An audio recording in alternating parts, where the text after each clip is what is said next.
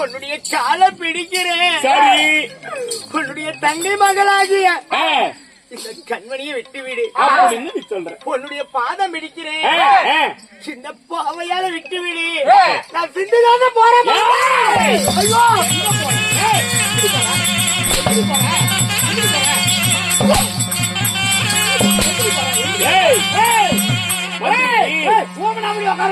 மந்திரியாரே, அவளே சொல்றான் என் காலை பிடிக்கிறது.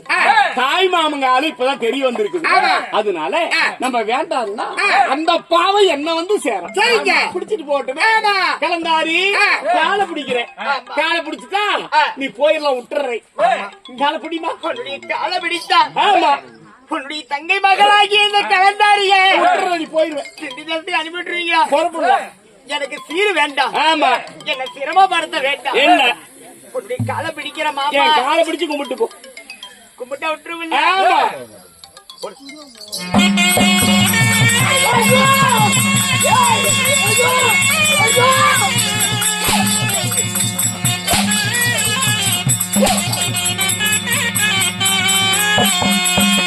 காலை பிடித்தாலும் நான் கண்ணிய விடுவனாடி.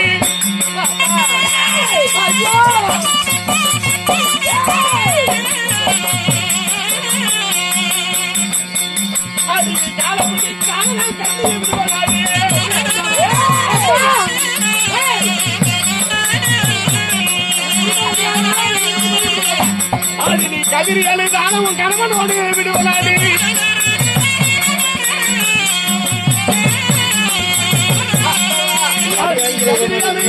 கணவனோடு விடுவனாடி.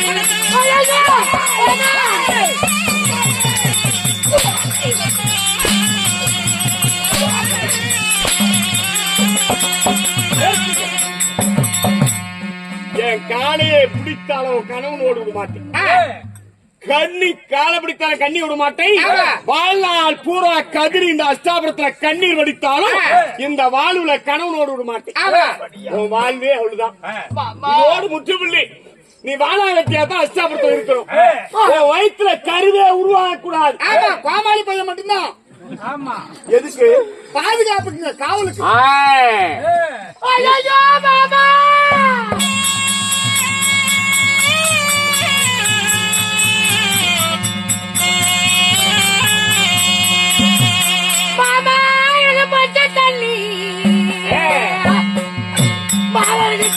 மாது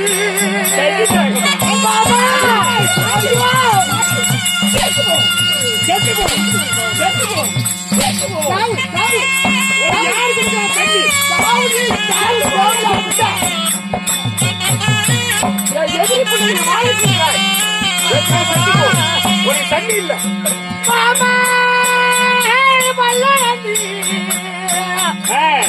என் மாமாவுக்கு போகுது ஐயா.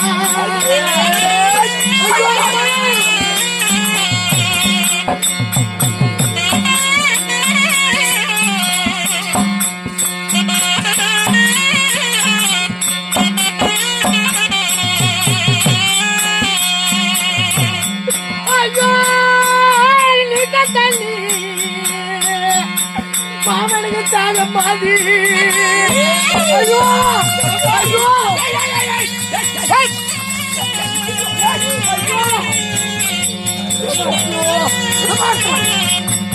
எங்கடி ஓடுறா? ஏய், உடனே உன்னை கொண்டு வந்திருக்கிறேன். மாமா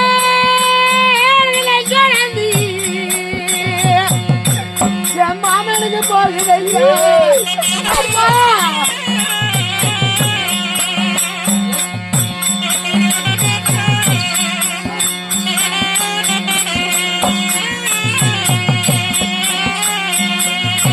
ஐயோ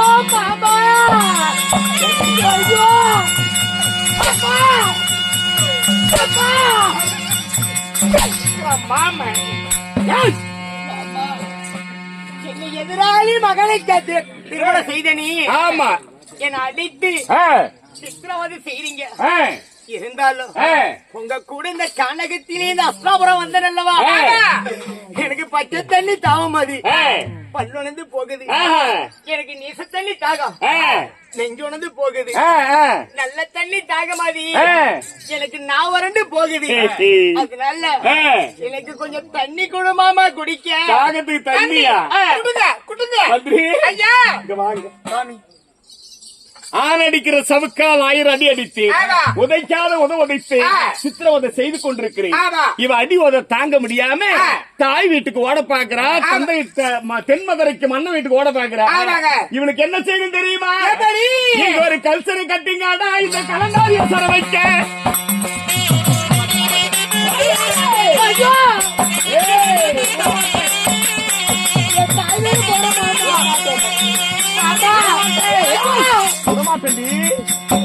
இங்க ஒரு கல்சரை கட்டிங்காடா இந்த கலந்தாரிய சர வைக்க. தெய்வமே ஒரு பாவம் செய்தேன். மந்திரி மந்திரி ஐயா, வாழ்நாள் பூரா இவ தப்பி போக கூடாது. ஆமா, இந்த அஷ்டாபுரத்தை விட்டு சரிங்க. எனக்கு அரசாங்கத்துல வேலை இருக்குது, இவளுக்கு காவல் இருக்கு, என்னால் முடியாது. இங்க ஒரு வல்ல ஆணையே வந்து இடித்தாலும் இடிப்படக்கூடாது. அப்பேற்பட்ட ஒரு கல் சிறை கட்டுங்கள். கலந்தாரியை சர வைக்க வேண்டும். கல் சிறை நீங்கள் சொல்வது போல் ஆணையே புகுந்து இடித்தாலும் கருங்கல்லால் ஒரு சிறை கட்டி எப்படி நிறுத்தி வச்சிருக்கணும் பாருங்க. கல்சரை ரெடி ஆகிவிட்டாங்க. மந்திரி ஐயா, சரியில கலந்தாரி வைப்பதற்கும் என்ன, அவன் எத்தனை கிலோ வெயிட் இருக்கிறான்னு வெயிட் பண்ணணும், எடை போட்டு வைக்கணும். எடை போட்டு வெயிட் பார்த்து தான் சர வைக்கணும். அதனால இன்னும் ஒருத்தரை கூப்பிட்டு 2 பேர் அவளை எடை போடுங்கடா. ஏய் வாடா வெங்கடேஷ், அதுக்கு அவனும் சரியா இருப்பான். அவன் இதுக்கு சரிப்பட்டு வருவான். அவன் இப்பதான் கல்சரை கட்டிட்டு வரான். ஐயா வாடா, என்ன ஐயா ஐயோ ஐயா சொல்ற மாதிரி கேட்கணும். ஐயா எந்திரிக்க மாட்டேங்குதுங்க. என்னது எந்திரிக்க மாட்டேங்குதுங்க? உனக்குடா ஐயா எலும்பு மாட்டேங்குது. என்னது எலும்பு மாட்டேங்குது? ஏண்டா எடை போடுங்கடான்னு சொன்னேன். ஒருத்தருக்கு எந்திரிக்கலையா, ஒருத்தருக்கு கிளம்பலையாங்க. என்ன நடந்துகிட்டு இருக்கு ஐயா? இவனை கேளுங்க. இவன் தான் அங்க நடக்குது பாருங்க. அப்படியா? முயற்சி பண்ணி எடை போடுங்கடா, முயற்சி பண்ணி எடை போடுங்க. ஆகட்டும். ஏய் வாடி. ஏய் என்ன ஆச்சு போச்சு? ஏய் எப்படியா முண்டா?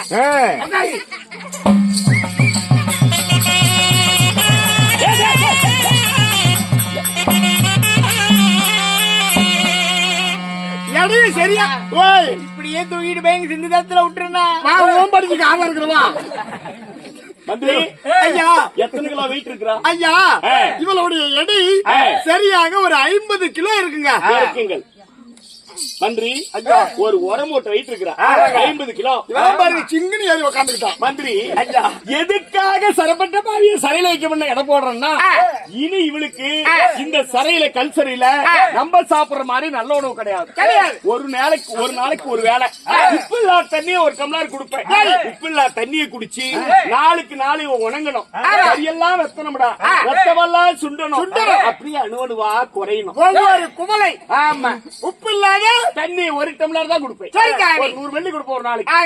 அப்படி இவளை சரை வச்சு இப்படி உப்புல்லா தண்ணியை கொடுத்தா இவளை நான் என்னைக்கு சரையை திறந்து பாக்கலாம்னு துரியனுக்கு என்ன வருதோ அன்னைக்கு பார்த்தா இன்னைக்கு 50 கிலோ வெயிட்ல இருக்கிறவன் சரிக்கு பாதியா குறைஞ்சு 20 கிலோ மீறினா 25 கிலோ அப்படியே தேர மாதிரி இருக்கணும். குறைஞ்சுக்கிட்டே தான் போகணும்.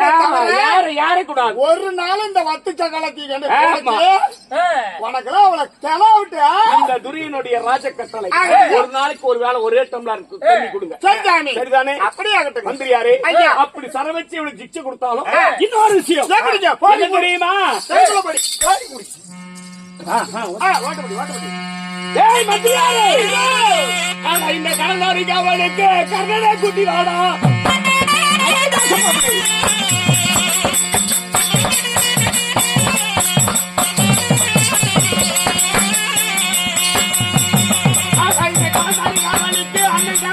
கூட்டி வாடா.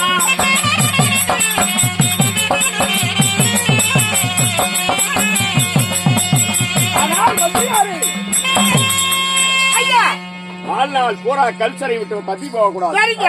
ஒரு ஈயம்பு கூட கல்சரைக்குள் நுழைய கூடாது. இவன் வயிற்றுல கருவே உருவாக கூடாது.